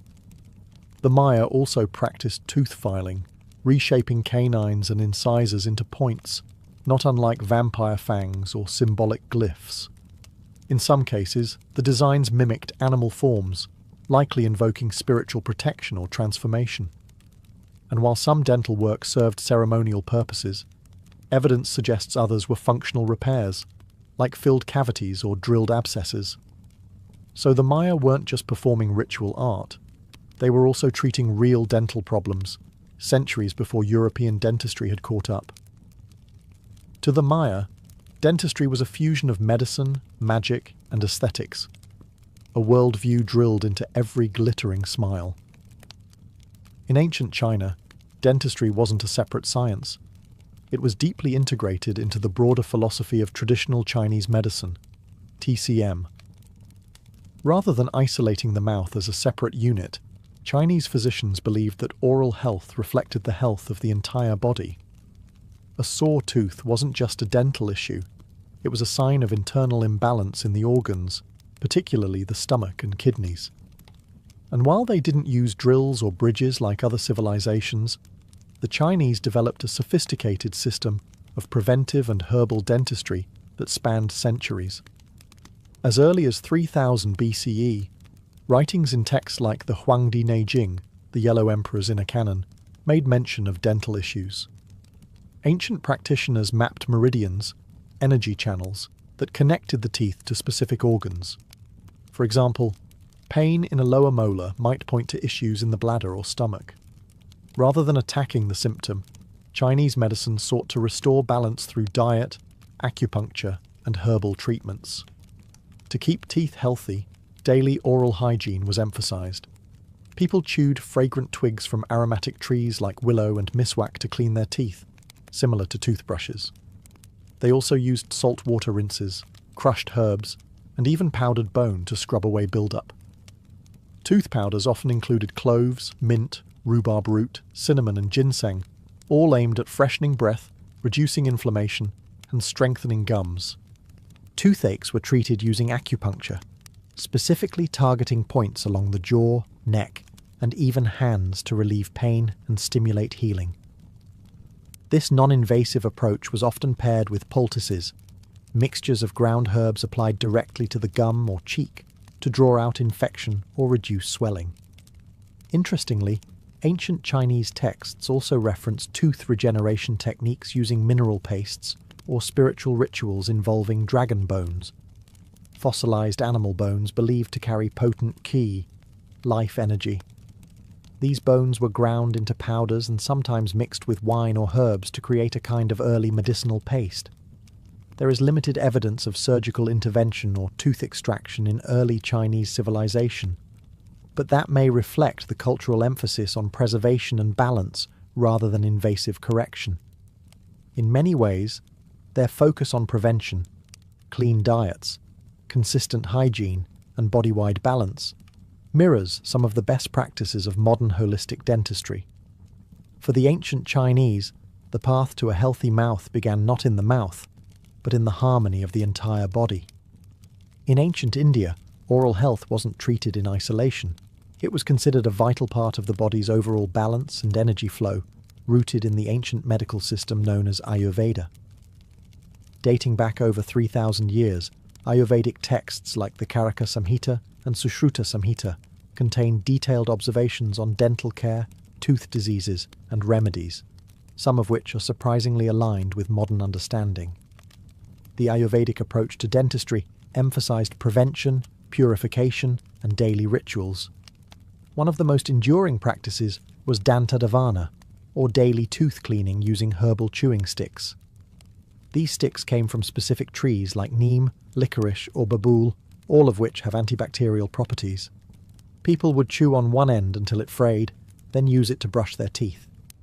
This practice still exists in parts of rural India today, but oral care didn't stop there. Ayurveda also advocated oil pulling, known as kavala or gandusha, where oil, usually sesame or coconut, was swished in the mouth for several minutes. This wasn't just a hygiene ritual. It was believed to pull toxins from the body and strengthen teeth, gums, and jaw. Modern studies have found that oil pulling may actually reduce harmful bacteria and improve gum health, giving ancient wisdom some scientific credibility. The Sushruta Samhita, attributed to the surgeon Sushruta around 600 BCE, contains chapters specifically on tooth extraction, jaw fractures, and oral ulcers. Sushruta described surgical instruments for removing damaged teeth and draining abscesses, using iron tools and herbal pastes to disinfect the area. He also recommended cauterization, burning the infected area with a heated tool, for severe cases of decay or gum disease. Painful, yes, but methodical. Ayurveda classified dental diseases into categories like dantaharsha, tooth sensitivity, dantashakara, tartar buildup, and dantaveshta, gum inflammation. Treatments were tailored according to a person's dosha, their body constitution, vata, pitta, or kapha, and could involve dietary changes, herbal rinses, and even meditation to reduce stress-related grinding or jaw tension. For the ancient Indians, the mouth was a sacred gateway, a channel through which speech, nourishment, and breath all passed. To keep it clean, healthy, and balanced was not just a health decision, it was a spiritual obligation. In Ayurveda, dentistry wasn't just a branch of medicine. It was a daily act of alignment between body, mind, and spirit. In the ancient Greek world, medicine and dentistry were deeply influenced by philosophy, observation, and early anatomy. Unlike some civilizations that saw disease as purely spiritual, the Greeks, especially from the classical period onward, sought rational explanations for pain and decay, including dental issues. And while they didn't have dentists in the modern sense, their physicians practiced surprisingly advanced oral care for their time. Greek thinkers like Hippocrates and Aristotle wrote about teeth in medical and anatomical terms. Hippocrates, often called the father of medicine, described the structure and eruption of teeth, causes of tooth decay, and even methods of extraction. He believed that imbalances in the body's four humours, blood, phlegm, yellow bile, and black bile, could lead to dental disease, especially gum infections and tooth pain. For the Greeks, diet played a central role in oral health. Physicians warned that soft, sticky, or overly sweet foods could cause decay. Instead, crunchy foods like apples, grains, and legumes were encouraged for scraping residue off teeth.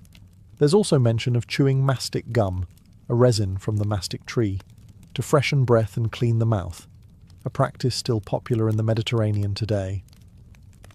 When problems did occur, Greek physicians employed treatments that ranged from herbal remedies and poultices to rudimentary surgical procedures. Tooth extractions were done using metal forceps, often without anesthesia. The pain was intense, but sometimes relieved with herbal sedatives like opium poppy, mandrake, or henbane. For abscesses, physicians used lancing techniques to release infection, often followed by salt or wine rinses for disinfection. Aristotle took a particularly detailed interest in teeth, even noting that men and women had different numbers of molars, which turned out to be incorrect, but demonstrated his effort to systematize human anatomy. The Greeks also documented rare dental conditions, such as teeth erupting later in life, or even congenital toothlessness. Dentistry was not considered a separate field, but part of general medical training. Physicians treated everything from ulcers to fractures, and teeth were just another part of the body to be studied and healed. In essence, ancient Greek dentistry was a fusion of science, observation, and pain tolerance. It wasn't glamorous, but it was grounded in the belief that the body, even its teeth, could be understood, predicted, and corrected through logic and learning. Across thousands of years and dozens of civilizations, ancient dentistry evolved not as a single linear science, but as a global tapestry of innovation, ritual, and resilience. from flint drills in prehistoric Pakistan to gold bridges in Etruria, from jade-inlaid Mayan molars to Ayurvedic oil pulling, early societies approached dental care with a mix of bravery, ingenuity, and sheer necessity. Though their tools were primitive and pain management often non-existent, ancient cultures made surprisingly sophisticated advances. They didn't have bacteria theory or X-rays, but they understood that rotting teeth caused suffering, and they did what they could to intervene.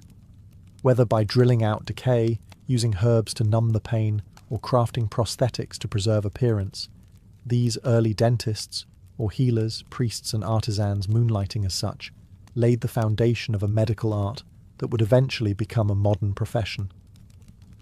More striking still is how interdisciplinary ancient dentistry was. It wasn't just medical, it was spiritual, cosmetic, philosophical, and even political. In some cultures, a bright, gemstone-studded smile conveyed divine favour or social status. In others, missing or misshapen teeth were tied to personal imbalance, or even considered omens from the gods. Oral health, it turns out, was never just about chewing. The tools left behind, obsidian blades, copper probes, gold ligatures, herbal scrolls, are fragments of a story that stretches across continents. They prove that ancient people, often thought of as primitive or superstitious, were curious problem solvers. They watched, they experimented, and they passed down what worked. And many of their practices endure. We still floss, rinse, and brush. We use herbal ingredients like clove, mint, and myrrh. Some even continue ancient customs like oil pulling or chewing neem sticks. Not because they're nostalgic, but because they work. Modern dentistry, with its implants, lasers, and 3D imaging, may seem worlds apart from stone drills and mouse skull poultices. But the goal remains the same: relieve pain, preserve teeth, and improve lives.